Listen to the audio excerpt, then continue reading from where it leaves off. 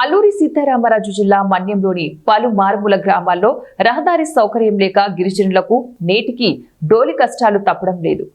అనంతగిరి మండలంలోని పెదకోట పంచాయతీ పరిధి చింతలపాలెం గ్రామానికి చెందిన నిండు గర్భిణి గమ్మెల జానకమ్మకు బుధవారం పురిటి నొప్పులొచ్చాయి. అయితే గ్రామానికి రహదారి సౌకర్యం లేక వాహనాలు రాలేదు. దీంతో కుటుంబీకులు గర్భిణి జానకమ్మను చింతలపాలెం నుంచి అటవీ మార్గం గుండా కొన్ని కిలోమీటర్లు నడిపించి అక్కడ నుంచి డోలికట్టి పెద్దవాగు దాటించి 7 కిలోమీటర్లు పినకోట ఏరియా హాస్పిటల్కి మోసుకొచ్చారు.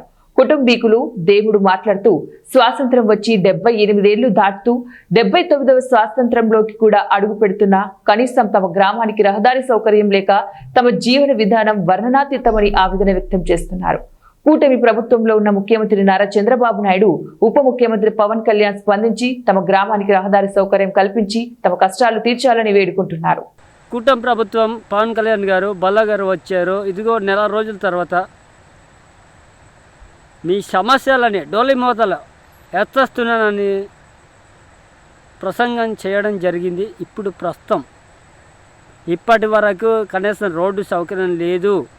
ఇప్పుడు పెద్ద ఏరు ఉంది, ఏరు దాటి వెళ్ళాలి పరిస్థితి. చూడండి, పొలాల మధ్య నుండి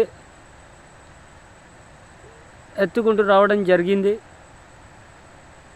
చూడండి సార్, ఇప్పటికైనా కనీసం మా నిరుపేద కష్టానికి గుర్తిస్తారని